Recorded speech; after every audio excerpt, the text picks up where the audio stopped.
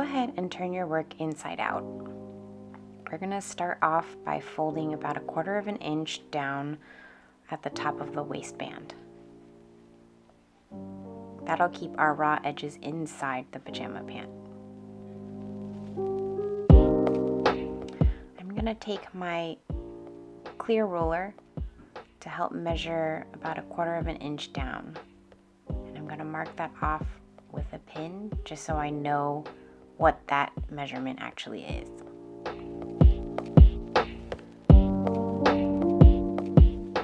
Once I fold that measurement under, I'm gonna replace the pin and reset it, and then iron and press it down to make sure that I have that consistent 1/4 inch mark. And I'm gonna do that all the way around the waistband.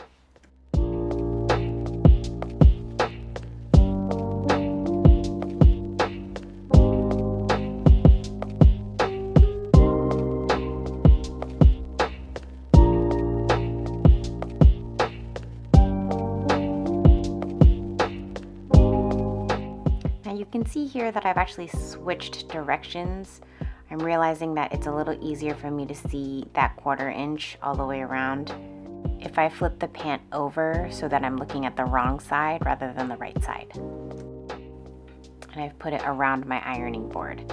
This allows me to really see that it's a consistent 1/4 inch the entire way around as I'm pressing.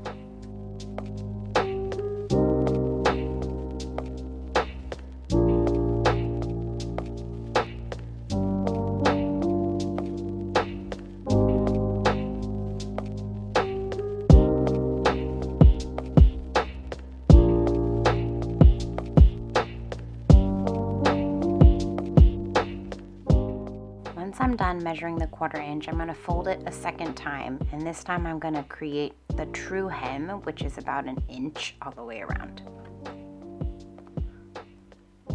Folding this twice is what allows me to hide the raw edge of the fabric and prevent the waistband of the pant from unraveling.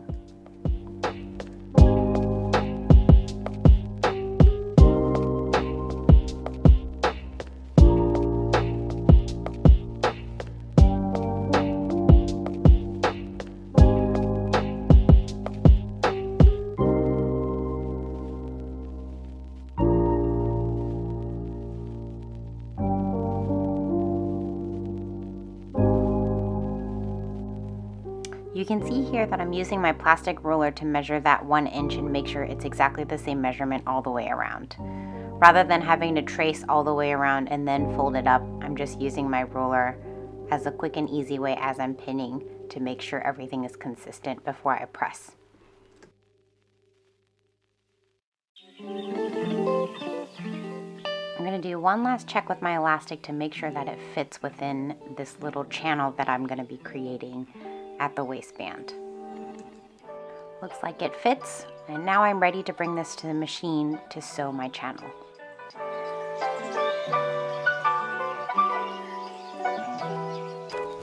I've zoomed in here because I want you to see how close I am to the bottom edge of this fold that I've created. Rather than stitching towards the top edge of the waistband, I'm making sure that I have enough room for an elastic waistband to slip into that channel. And I'll show you how we do that after I've stitched this closed. So I'm going back into my stitched seam, and I ended up actually closing the entire channel. But what you'll probably want to do is leave a little bit of space so that there's a hole. I'm going back in and reopening part of the seam so that I can slip that elastic band into my waistband. So I'm just seam ripping about 1 inch on the waistband where I stitched, just to open up that seam once more, and that way I can slip the elastic in. So as you can see here, this is my finished hole, ready to go. I'll be slipping my elastic band into there. My elastic is actually ribbed, so that way it prevents it from twisting inside the waistband. I'm going to attach a little safety pin to one end of it, and you can see here I'm slipping it in through the waistband, and I'm just going to use that safety pin to help me guide it through and make sure that I go all the way through the channel and meet back where I started.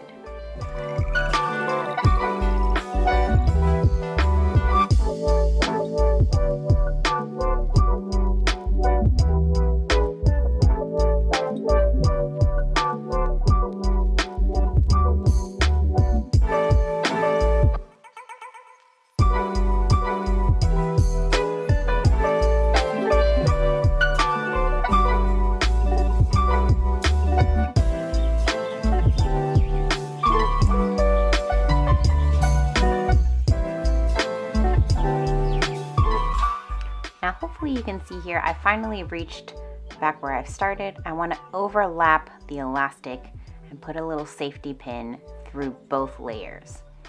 This will just allow the waistband to stay in place as I readjust and make sure that it's sitting evenly and evenly gathered all the way around the waistband.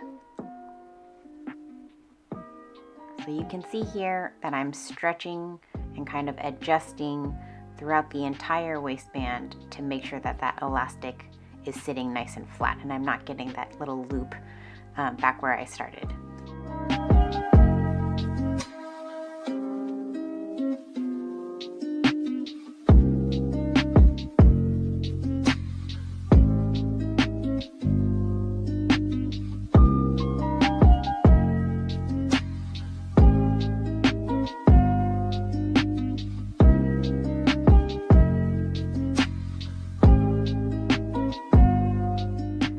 I've made a point to keep an eye on the safety pin that's attaching my two waistband ends together. And I want to make sure that I can do that so that when I pull it back out, then I'm able to stitch this under the machine with a more permanent stitch rather than having the safety pin hold this together. I'm going to be using a zigzag stitch, and that will allow for the elastic to still be able to stretch rather than forcing a straight stitch on top of it. That doesn't have as much flexibility.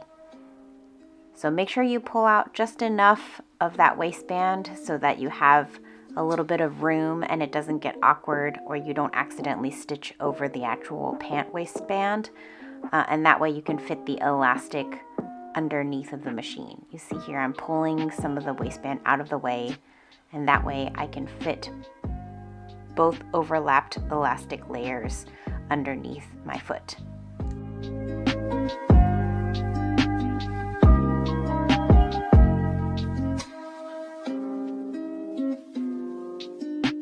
Now, as I mentioned before, you are going to need to switch to the zigzag stitch.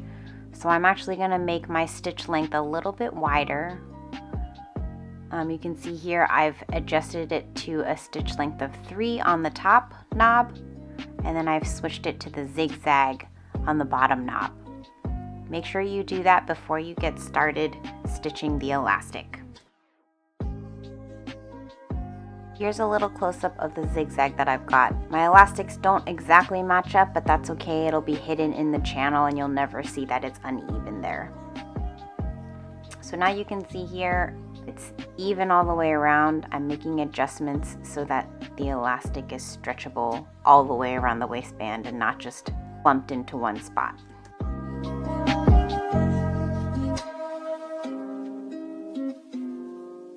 Then my final step is just to stitch back over that little hole that I created. And I am going to have to hold the fabric taut a little bit. You're not forcing the fabric through so that the machine needle breaks or bends, but you're really just holding the elastic at its most flexible point. You're not catching the elastic by accident, but you're also not getting a weird gathering stitch over the fabric. Don't forget to also readjust your stitches back to the regular length and the regular straight stitch as opposed to the zigzag.